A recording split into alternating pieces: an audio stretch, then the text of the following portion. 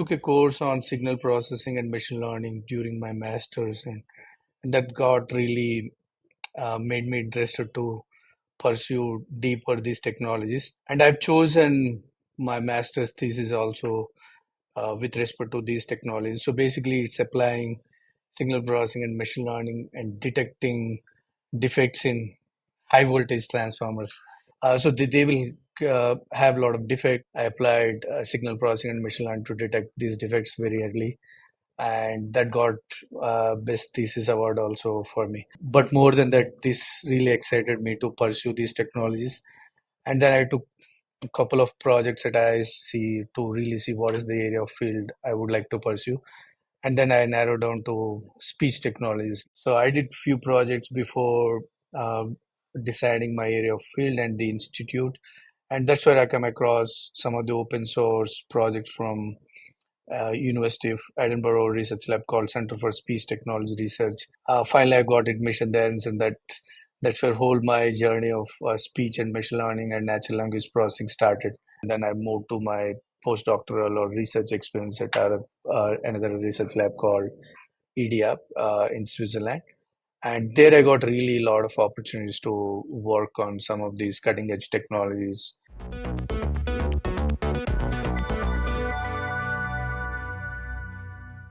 I started with the technologies very early stages, both text to speech as well as speech to text. The accuracies was very low. I mean, if I say in terms of numbers, and also the naturalness of details is also very low. But my PhD is one of the first PhDs we started generating the speech, not just concatenating the audio segments that used to be there before.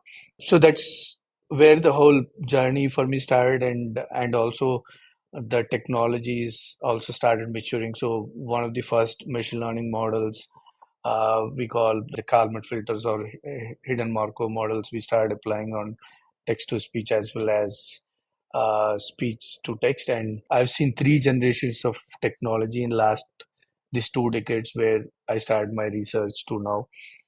Initial technologies were more supervised models, more kind of these Gaussian mixture models or hidden Markov models, what we call, then multi-layered neural networks and all. And that's where the LSTMs, what we call recurrent neural networks, they started getting popular at early 2010 and 11. And a lot of applications have come out that, and they really increase the accuracies by again 10 to 15% in absolute terms. I mean, that time I was at Samsung, so we adopted these technologies. So that's, you can say, a second generation of technologies where we have seen big improvement. And 2018-19, that's where we started seeing all the generative and on the transformer models when Google invented that and putting some of the models in NLP, and then they came to speech as well. So both speech recognition and natural language processing, they got transformed with these transformers. If you put in numbers perspective, when I started my research, I mean, if you see a conversation like what we are speaking, a recognition rate of 50% to now it's a 90%. So you can really see like the accuracies increase multi fold, and that really helped us to build applications for real time problems.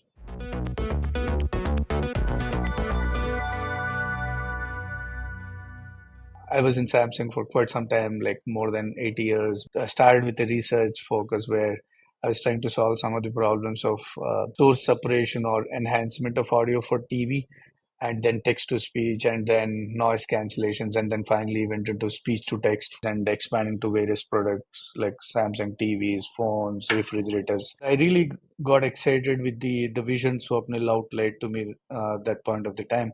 I didn't thought that this problem is so huge, like, but when he told me like they have a lot of these voice conversations, they have to audit, they have to analyze these conversations with respect to compliance and quality. I thought, okay, this is the much more interesting and much more challenging and much more useful problem for the business and society than applying some of these technologies on the consumer electronics device, which I was doing past 7, 8 years.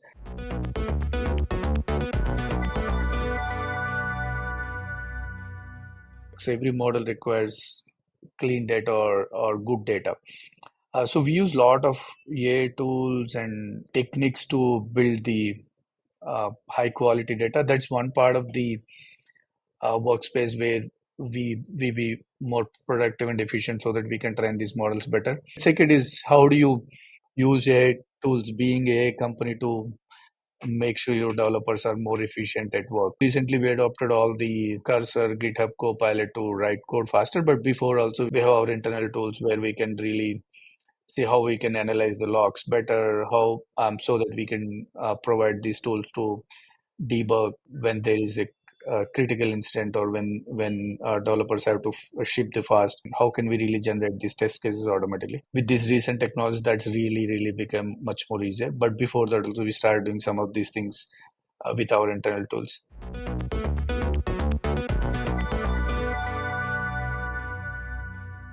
From the day when we were really a first company, we were trying to focus on three things. One, understanding the contact center data, understanding the problems in terms of the customers, and then translate them to machine learning problems. And the third is how do we deploy these problems at scale? That's where I can talk about our AWS journey. So let's go into one by one. Like, so how do we develop the data for contact center? So that's where we use a lot of techniques, and we also understand the problems. We try to build more initially supervised data, so where we can learn these supervised models like recurrent neural networks or even the low parameter models like support vector machines and all. That was part 2018-19, but later we moved to much more these transformer based models like BERT and all. And then when GPT-3 announced in 2020-21, we started moving to these generative models. So the world is changed from discriminative to generative models. Usually, supervised models are very good for discriminative use cases like your classification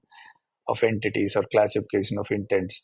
And the generative models are very good for generating text, basically summarizing conversation or generating some response to the users. So we took advantage of both these models and we started building. And when OpenAI announced ChatGPT, we thought, okay, this is an opportunity for us to build very large models. Since we already have very good data and understanding of our customer problems, we started creating these instructions because ChatGPT introduced a new paradigm in machine learning called instruction fine tuning. So you can tell machines to do what to do and then get trained on it. So we created these again thousands of instructions.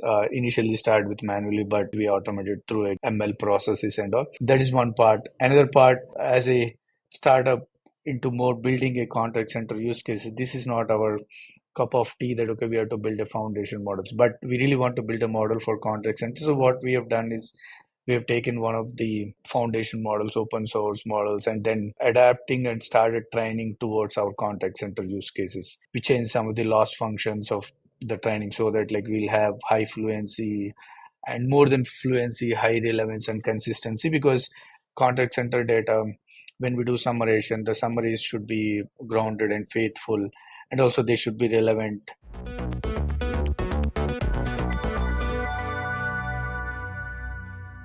AWS is our true partner from the day one, so they are our cloud partners.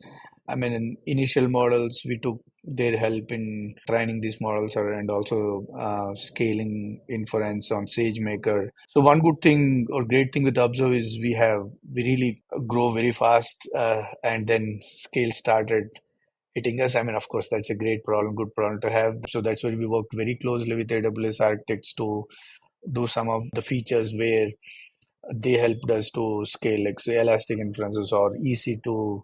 We try to deploy our models and write the inference script so that we can scale the way we want it and to meet our customer requirements. And then that journey continued even with GenAI. So we started using their Bedrock feature. So we again used their large language models deployed on Bedrock, whether it could be cloud or some of the other AWS models. I mean, we can really build the features much more fast and launch it in the market. And the other thing also, AWS really helped us to train our models much faster. They have a feature called capacity blocks. They launched it last year. Good part of it is you get very high compute very quickly, and also you don't need to continuously have them. So whenever your trainings are completed, you can do with that. We saved a lot of time. We could train models in a days rather than in weeks, and same time cost is also saved a lot. Like so because we don't need to reserve these instances. We work with US customers and particular time of the day, we get a lot of interaction. So just to give, sometimes our scale goes like few hundred x. So that's where we have to really scale these missions. So that's where AWS really helped us to scale these missions.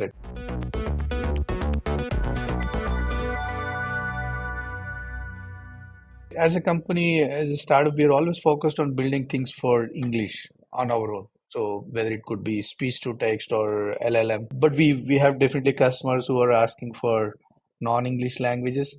That's where we're trying to collaborate with the AWS, whether use their transcriptions of non-English, whether it could be Indian languages or European languages.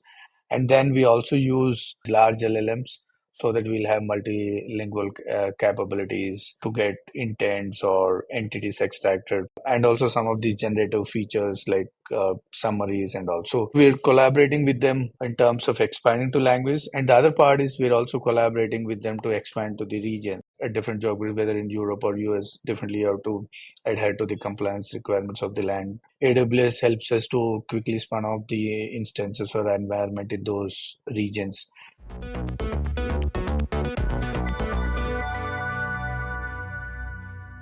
ChatGPT and the OpenAI, the generative models, what we call machine learning, they really unlock a lot of features and a lot of use cases rather. So one of the biggest use cases is the content generation and information queries. So that's where we see every day in our industry, contact center industry.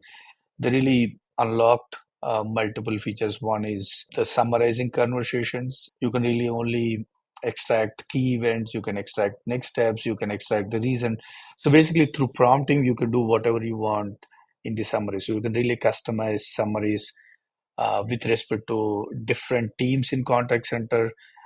So where I'm going is it's a personalization and customization. And same thing, I told you my personal use case. Now I wrote an agent which behaves like me. Like so now every time I give a prompt, I say like make it like Jitendra. It knows my thing and it just make it easy for me to put it into my vocabulary, and also answers would be more grounded, like so whatever way I wanted. So giving us more personalization, customization, whatever the task you do, and the task could be 10x or 100x faster. And also these models will give you the template so that you can organize your things much much faster, and the speed you can do is extremely high now.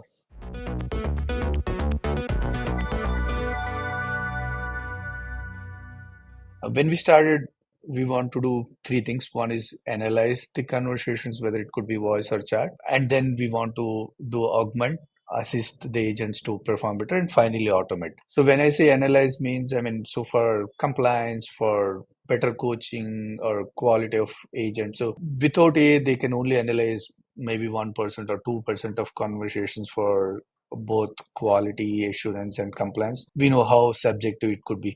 That's where the AI can really help the same existing folks to take this 2% to 100%. In fact, that gives much more objective data that will really help the agents to get coached by their supervisors more frequently and more objectively. Second, we move to more assistant augment, especially with all the generative AI GPT models. It really helped us to create these use cases where how can we really help agent during the conversation, because many times we have that personal experiences that agents put you on hold for quite some time, but they're doing the work at that time. They were searching through a lot of knowledge repositories and all. That's where the AI can really help. It can go through all these thousands of pages and multiple documents and extract the right thing and put it in front of the agent so that agents can do their job faster and more efficiently. And also with the GPT models, you can also generate the response which is very human and natural, so that agents can in fact just dictate or just edit these responses and communicate to the users. So what it means for end customer is you don't need to wait for too long to get to talk to a human agent. Then the automate part, many times agents have to collect a lot of data, and some of those tasks could be done with these voice agents and what you were mentioning, chatbots and voice bots. So definitely they're getting better and better, so they can really take out some of the low complex calls, and as they get better, they can take complex calls. But I would still say the human would be in the play. The agents will get use of the get the help of this AI, and then they can do their jobs better and efficient.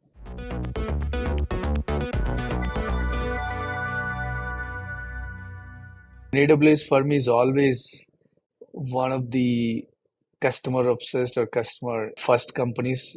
I really say, I mean, when we are small or big, I mean, their support is always good for us. Like when we reached out and they really helped us in our growth. We know AWS scale, and that's where they're really building new AI features at a scale using Bedrock and SageMaker. I look forward to more and more features like that so that it enables us to deploy whatever we build core tech at a scale and also cost efficient. I was in recent AWS AI conclave, so it's a lot of insights from different industries. And I was a speaker also telling about our journey. So AWS folks also keep sending me some of the things what they do. I mean their models and how their benchmark. So really keep up to date with what's their offerings in terms of Gen AI.